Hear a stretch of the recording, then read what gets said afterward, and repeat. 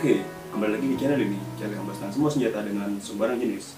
Dan pada kesempatan kali ini, saya akan sebelumnya ini saya mengucapkan innalillahi wa inna ilaihi raji'un, turut berduka cita ya kepada teman seorang kita yang pada tanggal 7 April 2022 itu mengalami insiden kecelakaan dalam zero aim menembak. Dan di sini yang mungkin saya bahas itu mungkin ya dari kronologi awalnya, juga kenapa sih bisa seperti itu, dan kita harusnya itu bagaimana agar kejadian itu tidak bisa terjadi lagi atau terulang kembali di hobi kita ini, karena ya memang ini sangat berbahaya. Jadi ya udah, kita intro dulu.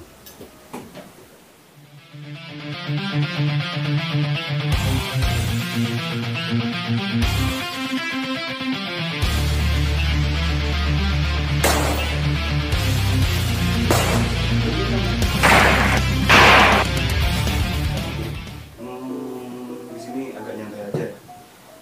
Di sini kita hanya ngobrol santai dan berbicara saja. Jadi mungkin di sini saya juga sambil ngobrol tidak apa-apa ya. Nah, ini saya buka beritanya terlebih dahulu. Beritanya nih tadi saya dapat di grup klub menembak saya, yaitu Viper Shooting Club Perbakin Bondowoso. Jadi ini saya sedang membuka beritanya ya. Nah, nanti saya tampilkan juga. Di sini judulnya itu Zero Aim Senapan di Persawahan, anak buah jadi korban pelurunya sarang juragan. Jadi ini yang menembak ini juragannya, itu yang terkena tembakan ini anak buahnya. Nah, di sini sekilas saya bacakan. Maksud hati latihan dan zero aim senapan biar akurasinya tepat sasaran, namun hasil berkata lain.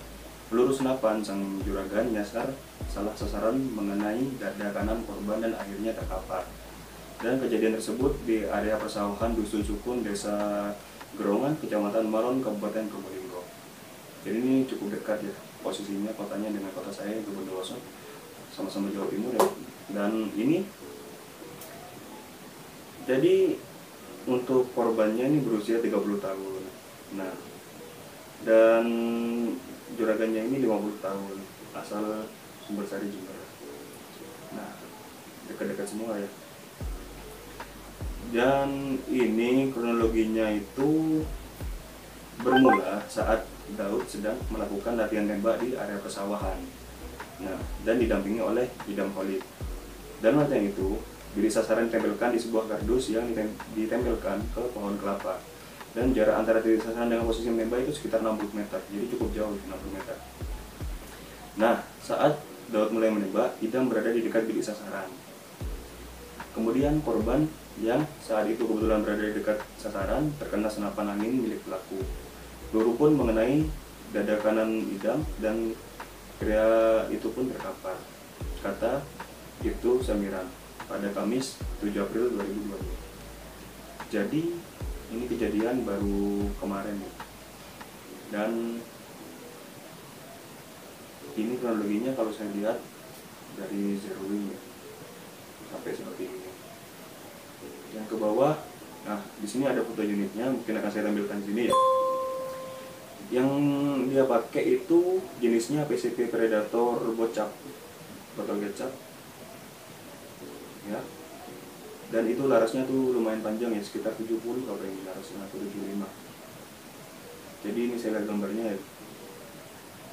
Nah, itu si korban meninggal itu kira-kira pukul 1:30 siang waktu Indonesia Barat. Namun saat itu mendapat kabar bahwa Idam kecelakaan dan bukan terkena tembak. Awalnya kabarnya seperti itu, yang bikin kaget. Dan untuk tanggapan saya di sini memang ada salah dalam ini ya, dalam zero aim ini. Salahnya itu kenapa kok yang anggapannya mungkin taruh sasaran atau gimana ya, dia itu ada di sekitar pohon kelapa yang dekatnya sasaran. Itu memang sudah salah ya seperti itu. Dan juga ya kemungkinan seperti itu. Cuman mungkin karena terburu-buru atau biar enak melihatnya ya, ini kenanya di mana, ini kenanya di mana, ini kenanya di mana, jadi menempatkan spotternya ini di dekat sasaran zeroing. Nah, itu sebenarnya hal yang cukup ini ya, cukup ekstrim lah kalau spotter itu ditaruh di dekat sasaran. Entah ini terkena angin atau apa, karena beritanya cuma seperti ini ya. Dan ya oke, di sini mungkin ini sebaiknya yang dilakukan ya untuk teman-teman yang ingin zeroing senapan apapun jenisnya. Ini mungkin masukan dari saya. Waktu zeroing itu pastikan yang pertama itu memilih tempat untuk zeroing. Nah, tempat untuk zeroing itu layak apa enggak? Contohnya tuh yang ada anggapannya itu di belakangnya sasaran itu ada apa ya? Target mati, dibilang target mati bukan sih. Ini apa? Seperti tembok ataupun gundukan bukit seperti itu, atau gundukan tanah, atau bisa ban, atau bisa pasir dan lain-lain. Jadi bisa seperti itu ya.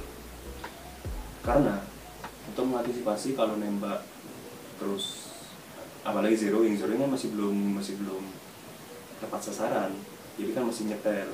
Jadi untuk meminimalisir kemungkinan seperti ini, pastikan belakang dari sasaran itu ada tempat yang sekiranya bisa menutupi peluru itu dari rekoset ataupun dari sasaran yang tidak terkena tembak. Apalagi kerdus itu kan tetap tembus ya kalau kerdus. Nah, jadi usahakan pertama kita harus sebaiknya itu nyari tempat dulu yang cocok. Yang kedua, kita juga pastikan untuk teman kita atau spotter kita itu jangan, ini kita berkaca dari lomba aja. Kalau di lomba kan ada area panasnya tuh. Nah, jadi di depan penembak itu tidak boleh ada orang, meskipun di sebelahnya ada 5 meter lah gitu, tapi dia posisinya di depan posisi dia menembak, itu tidak boleh. Usahakan jangan, meskipun tidak ada pengawas atau apa, kita bisa lebih bijak lagi seperti itu. Jadi usahakan itu jangan melebihi garis panasnya itu, karena kemungkinan tidak ada yang tahu, meskipun ada di bagian kanan dan itu pun dekat dengan kita. Kalau umpama nih tembakannya itu memakai suatu bendanya tergelincir dan jatuh, bisa mengenai di sana. Jadi di depan ini jangan sampai ada orang, pastikan itu sepi. Dan yang selanjutnya itu pastikan juga jika ingin menembak itu pastikan lagi ya, di teleskop yang kelihatan di sana itu aman apa enggak. Meskipun sudah semua diamankan, tapi pastikan lagi apa salahnya, daripada sampai kasus seperti ini kan juga rugi kita dan juga orang di sekitar kita gitu. Jadi kalau zeroing itu mungkin kita memperhatikan tiga faktor ini, gimana agar meminimalisir kejadian seperti ini, karena kita tidak ada yang mau kejadian seperti ini, dan ini kelalaian. Dan untuk masyarakat luas, mungkin kita dipandang sebagai orang-orang yang apa ya, kalau punya tembak gini dipandang sebagai orang-orang yang ngawur lah istilahnya. Tidak, sebenarnya tidak. Jika kejadian itu barusan itu hanya kecelakaan dan kecelakaan. Kalau unsur disengaja pun ya pasti itu sudah beda ceritanya. Ini pure kecelakaan.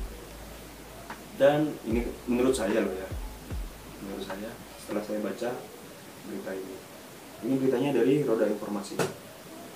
Nah, jika kita paham, jika kita juga mementingkan, menomorsatukan safety, insya Allah kemungkinan seperti ini bisa diminimalisir. Jadi tidak semuanya seperti itu gitu. Kan ya, kalau memilih tempat sih Kalau kayak tadi persawahan itu mungkin memang kurang tepat ya, karena persawahan itu kan luas gitu loh. Kalau gak kena targetnya bisa kena kemana-mana. Cuma kembali lagi itu sudah terjadi, dan itu jangan sampai terjadi lagi. Itu kecelakaan dan kesalahan dan kelalaian ya. Jadi menurut saya itu ya santai. Menurut saya itu jangan sampai terulang lagi ya. Dan itu bisa menimpa semuanya, termasuk alhamdulillah saya sendiri. Tapi saya usahakan kalau zero itu memang benar-benar kosong dan tidak ada sesuatu yang hidup di sekitar saya menimpa. Apalagi kan juga menggunakan rekaman CCTV. Itu saya usahakan tidak seperti itu. Dan untuk menghindari apes lah. Kalau kenapa tidak bisa dihindari ya untuk mengurangi, meminimalisir resiko. Gitu. Jadi ya untuk teman-teman yang hobi menembak, kita lebih safety lagi, termasuk saya sendiri. Saya sendiri harus lebih safety lagi kaca dari kejadian ini, dan jangan sampai kejadian terulang kembali sehingga menimbulkan efek bagi kita semua, sesama penghobi sarapan seperti kita. Jadi takutnya tuh nanti ada aturan baru yang memberatkan kita dikarenakan ada maraknya kasus-kasus kayak gini, salah tembak seperti ini ataupun penyasar. Jadi mohon kebijakannya untuk teman-teman juga, termasuk saya sendiri, agar selalu mengutamakan safety dalam olahraga ini. Nah, mungkin cukup demikian ya. Tidak banyak yang perlu saya sampaikan, hanya seputar zero ini saja. Dan sekali lagi, saya turut berduka cita berkorban. Ya udah, jika video ini bermanfaat, silakan share ke teman-teman kalian agar kita bisa lebih safety lagi ya dalam olahraga menembak ini. Nah, jangan lupa like sama komen ya. Sekali lagi, oke lah, akhir kata mungkin saya ingin curhat seperti itu saja. Menurut pandangan saya, lagi-lagi menurut pandangan saya saja sih. Jika ada miskomunikasi, silahkan luruskan, mohon koreksinya di kolom komentar. Atau saya yang kurang membaca atau apa, silahkan tulis di kolom komentar. Nah, oke. Mungkin cukup sekian ya video dari saya hari ini, dan sampai jumpa di video saya selanjutnya. See you.